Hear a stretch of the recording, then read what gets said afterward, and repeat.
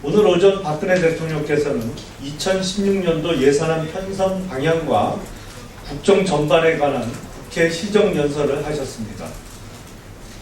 취임 3년 연속으로 국회에서 시정연설을 행한 대통령은 헌정사상 박근혜 대통령이 유일합니다.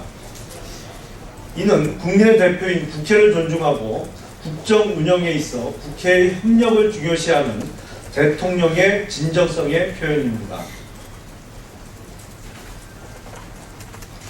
그럼에도 불구하고 대통령의 시정연설이 이루어지는 본회의장에서 새정치민주연합 의원들이 보여준 후진적 행태는 매우 실망스럽습니다.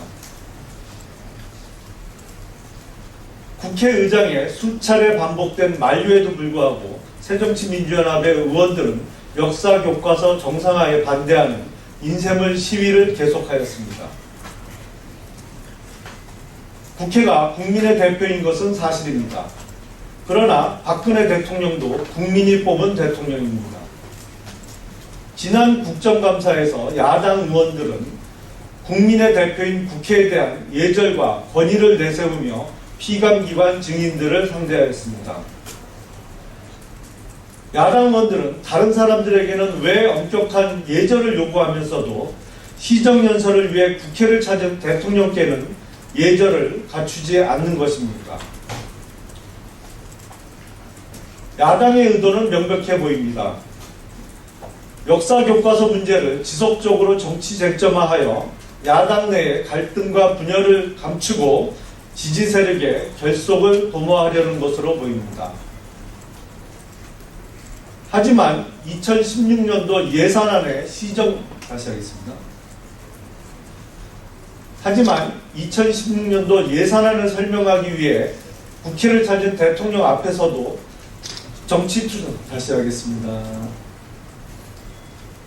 하지만 2016년도 예산안을 설명하기 위한 대통령의 시정연설도 정치투쟁의 기회로 삼는 야당의 행태는 심히 유감스럽습니다.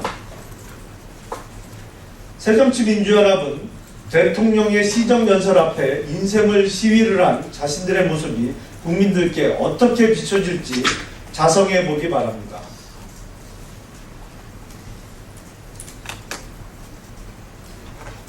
박근혜 대통령은 시정연설에서 청년희망, 4대 개혁, 문화융성, 민생 안정을 중점으로 마련된 2016년도 예산안 등을 설명하며 경제 활성화 법안과 노동개혁 입법의 신속한 처리를 부탁하였습니다. 또한 박근혜 대통령은 역사교과서 정상화에 대한 필요성과 당위성도 강조하였습니다.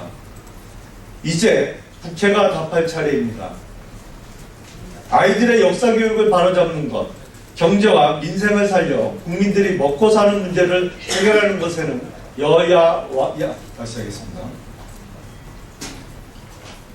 이제 국회가 답할 차례입니다.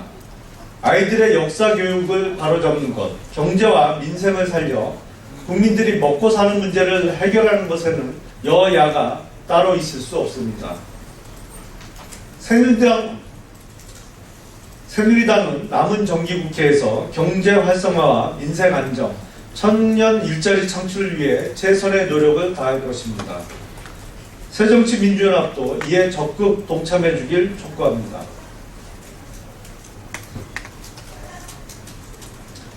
지난 20일부터 시작된 제20차 남북 이산가족 상봉행사가 어제 작별 상봉을 마지막으로 순조롭게 마무리되었습니다.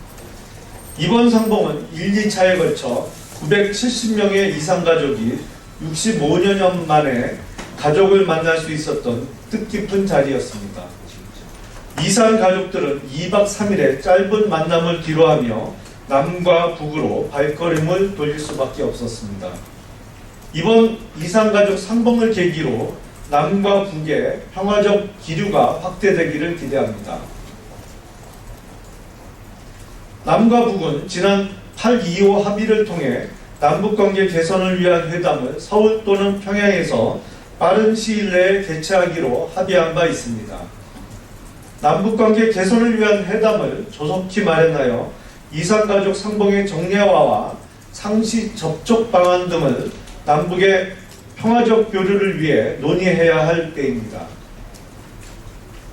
한민족이 60년 넘게 대립하며 불필요한 소모전을 계속하는 남북관계는 반드시 개선되어야 합니다. 남북의 관계 개선에 필요한 국회의 역할을 다하기 위해 새누리당은 최선을 다할 것입니다. 이상입니다.